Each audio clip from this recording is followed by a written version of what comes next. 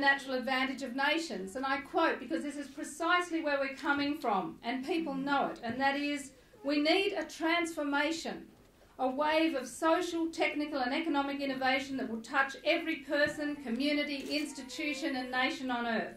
The irony is that this transformation is still viewed as an economic cost when it is in fact an enormous opportunity. And that is where the Greens differ from the others. We have a recognition that addressing climate change is the opportunity for the transformation that we've all been looking for to a healthier, happier, more sustainable future. And it goes to every aspect of our lives.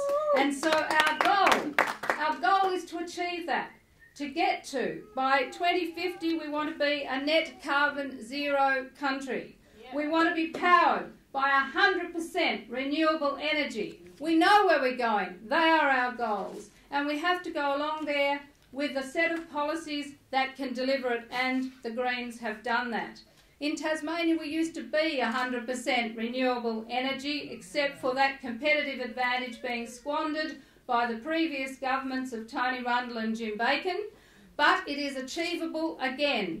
Now, the Greens have a plan to get us to 100% renewables nationally by 2050.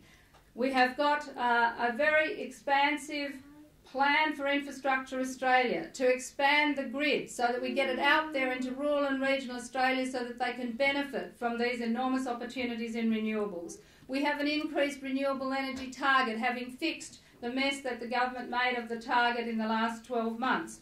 We want a gross national feed-in tariff so that there is a fixed price for a fixed period of time for people to actually invest in renewable energy. And today I'm announcing as a national policy for the Greens to complement that suite of policies, a $5 billion loan guarantee for large-scale renewable energy developments. Yeah.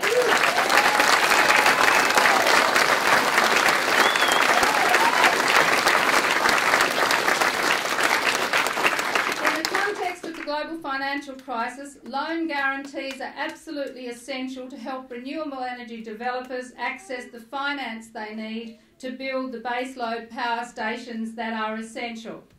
Now, the Greens' $5 billion loan guarantee scheme would adopt the successful US Department of Energy model of providing 100% guarantee.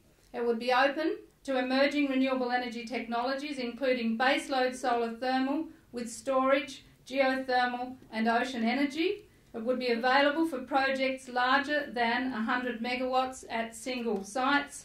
It'll be open for 2 years and be managed jointly by the Departments of Treasury and Finance, Resources, Tourism, Energy, Climate Change and Energy Efficiency. So that would complement the whole suite of renewable energy policies. We have a high target. We have a carbon price proposal. We have the renewable energy policies of the plan, the renewable energy target, the feed-in tariff, the expansion of the grid, and now a loan guarantee. In energy efficiency, we have comprehensive strategies from residential through to commercial buildings through to the large scale. We have a plan for the rural Australia to farm renewable energy. An adaptation strategy to climate change is to give the opportunity for people to be able to reduce their footprint on the land and instead use their land to generate renewable energy to complement the crops that they can grow or their activities when it can actually be sustained. I lead into food security, and I mentioned it with the Russian example. A really critical issue for this century is food security for the planet. Australia is one of only 6 countries in the world that is a net exporter of food.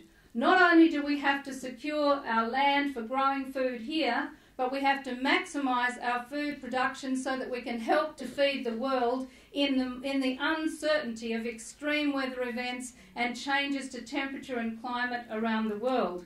And so I've been advocating a food security plan, but part of that plan means we have to keep farmers on the land. And that is, the Greens are the ones saying farmers at every opportunity in this election, because neither of the majors actually ever talk about the importance of keeping people on their farms, keeping that land productive and sustainable, and making sure that the land stays in Australian hands. We cannot have a situation where we are selling off our land and our water in an age of food insecurity. The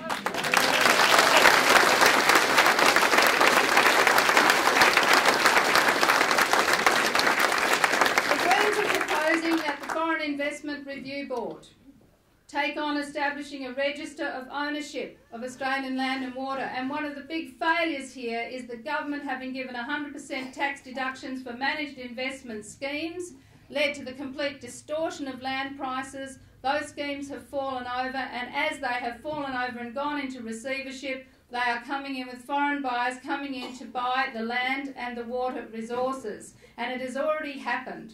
And that's why we need to get rid of these distortionary tax policies that actually make life harder for people on the land. Those, particularly those forest plantations, have intercepted water, have inflated land prices, have undermined rural communities, and the Greens have a very clear plan to get rid of those distortionary tax incentives that actually undermine our capacity to have long-term food security on the land. But more important than that even is going to a strategy of helping farmers, and this is where Tasmania has such a great opportunity now, and we will drive it in the Senate.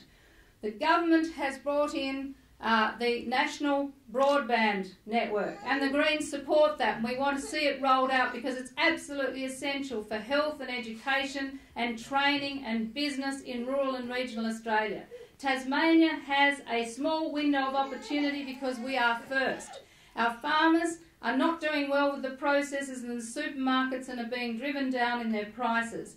If we can bring together sustainable production practices, Tasmania's clean and green potential, add to that fast broadband, marketing, getting actually out there, developing restaurants and farmers working together one-to-one, as Kylie Kwong was here saying this week. That is the kind of future where it's not about converting more land from forests into pasture. It is a strategy about maximising the dollars you get back on the land you have by producing fresh food, fresh, local, sustainable product. That is what people want. That is what Tasmania can provide, and that is what